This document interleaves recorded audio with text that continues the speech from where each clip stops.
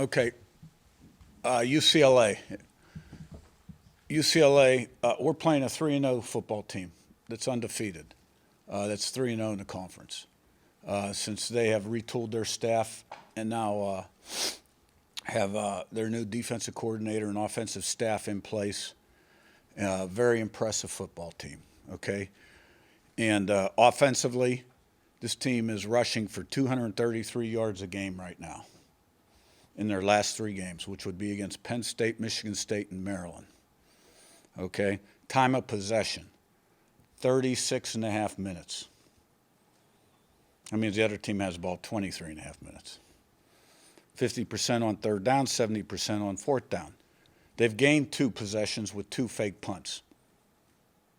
So they're keeping the ball away from the other team.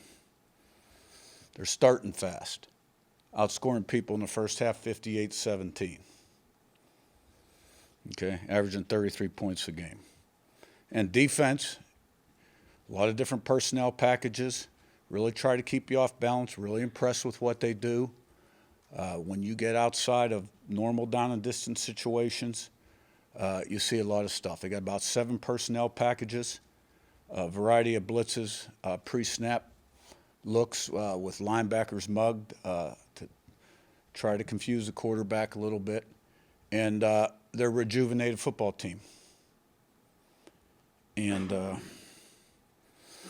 led by a talented quarterback who really has a quick body and a live arm, and has made some big plays with his legs also.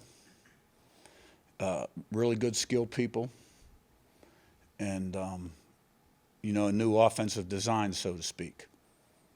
So, I mean, we're playing a 3-0 football team at home this Saturday at 12 o'clock. Michigan State, good conference win. Offense scored touchdowns their first 5 drives. The first 2 in the third quarter were great to see. They're all great to see.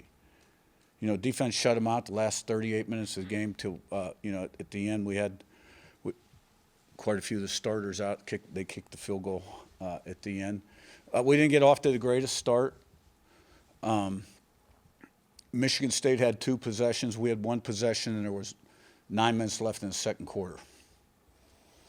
So at that point, every play was going to be really important. But we did a great job of adjusting and playing a little better. And, 2/3 of the game we pitched a shutout. So special teams, we had a 22-yard punt return, made all our extra points, field goal. Both kickoff guys kicked the ball out of the end zone. We didn't punt. They punted twice, once with the quarterback. So, but this is going to take tremendous preparation and effort on our part this Saturday. Questions?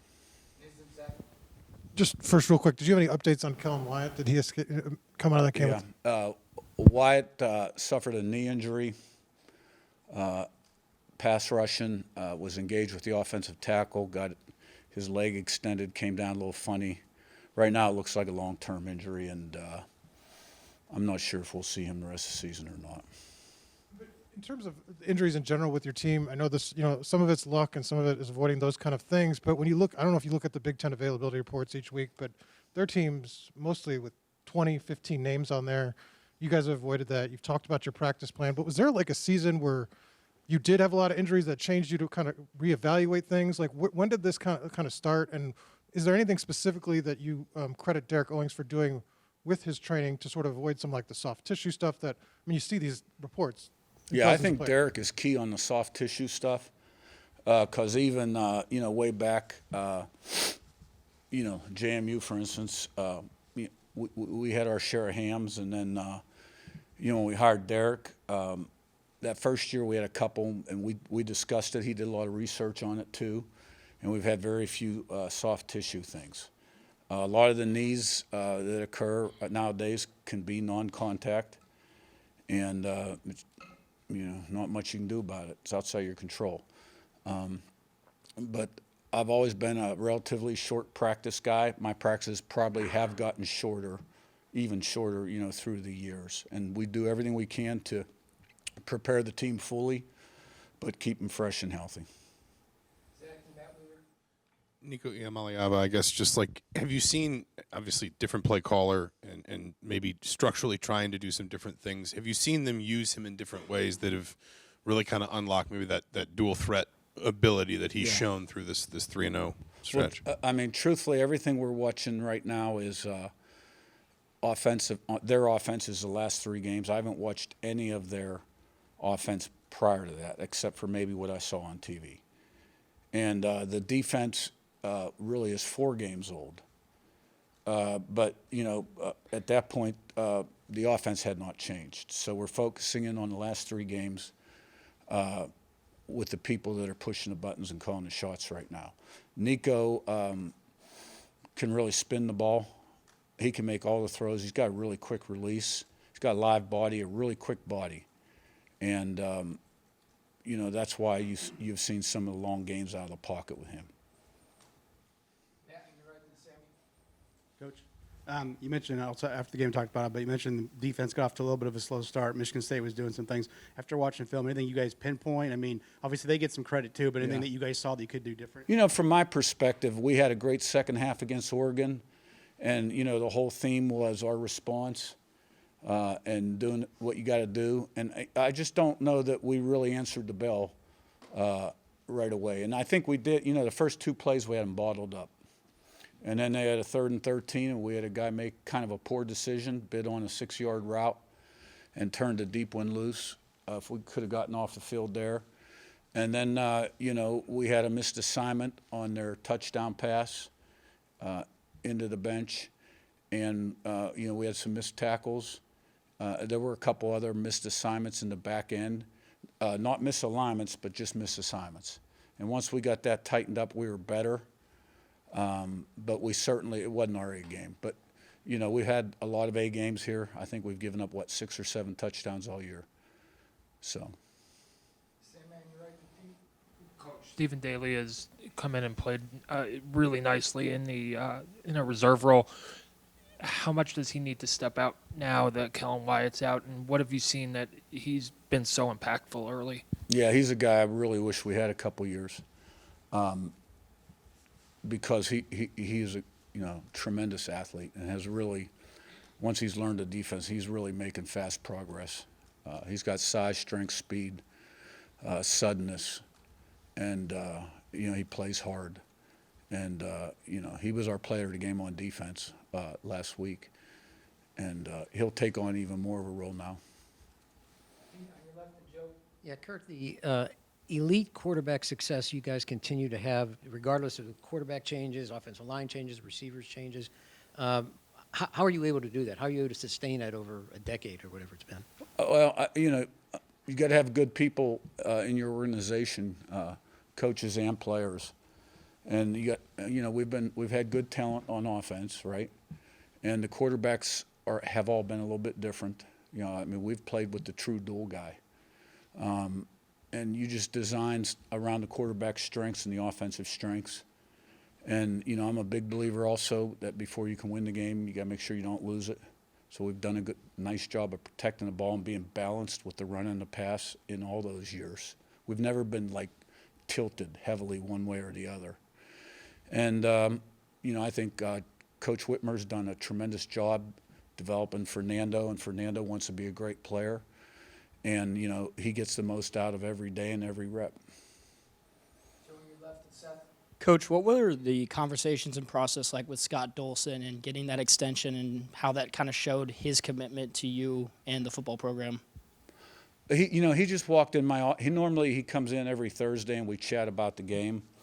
And he popped in right before the player meetings on either Tuesday or Wednesday. I can't remember. I was watching tape. I was really consumed with prep. And he popped in for about a minute and a half and said, this is kind of what we'd like to do. Is it okay if we call your representative? And I said, sure, that'd be great. And within, within 48 hours, 36 hours, it was done. Curt, your team is tied for 8th in the country in fewest penalties per game, and you've had the 4th fewest penalty yards per game. Both of those are improvements from last season. Just what does that say about this team and the discipline they play with on the field? Well, that's, you got You want them to play fast. You want them to play physical. You want to be relentless. But you got to be smart. You got to make choices and decisions out on the football field, right? And the discipline. I mean, you never want any pre-snap penalties. Now, we've had a few on the road. But, you know, we've done a nice job of keeping the blocks in the front in the special teams game. And our defense does a nice job with know when to pull off and still rally and get multiple hats to the ball. And, you know, I've really seen that trend in the right direction, you know, the last 4 or 5 years. And this team, with its veteran leadership, character, and intelligence, we've still had a few too many, in my opinion, right? And we can get better yet. Our goal is 1-30 on offense, defense, and teams, and has been ever, forever and ever. And so there's a lot of games we have accomplished that goal. On Omar, just what did he show you this spring to win that slot spot, and just why is he so good inside? Yeah. Well, you know, he showed me a lot last fall, my first year with him, that he was an explosive player. And, you know, Miles Price and Keyshawn Williams are both playing in the NFL right now, and they split the duties in the slot, and there was a void there. And we gave everybody an opportunity in spring ball. We stuck EJ in there, Surratt in there, Cooper in there. There were new transfers we stuck in there.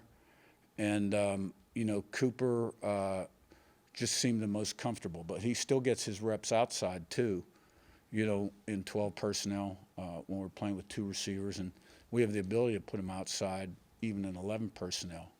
So, and I just think what you're seeing from him is, you know, he's older, he's more mature, he's a veteran now. He sees what's out there, and he's just becoming a lot more consistent and explosive, and he's a hard tackle.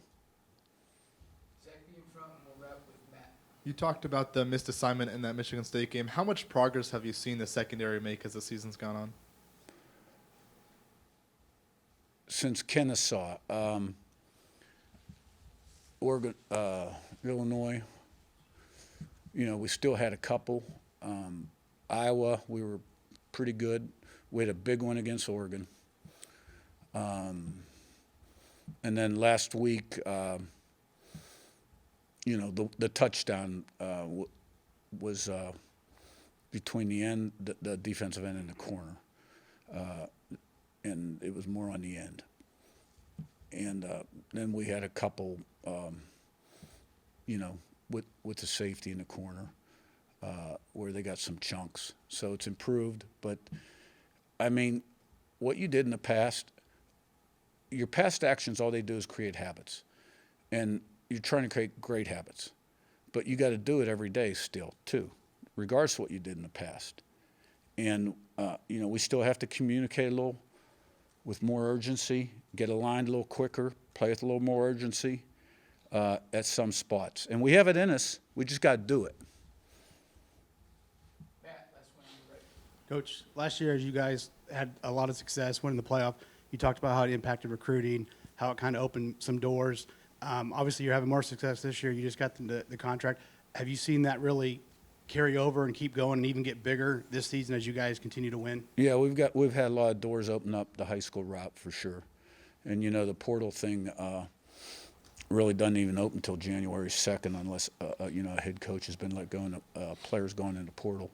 And, you know, that's my thing right now because you just don't get off the portal in 1 year or 2 years. You know, there's going to be portal needs this year. And the rules the way they are right now, I really don't I hope we take a good hard look at what we're doing. I don't quite understand. All these players are making decisions pretty much at the end of November, what they're doing. And then the whole month of December is dead. And, like, well, you're supposed to do those 30 days, right? You know other people, right?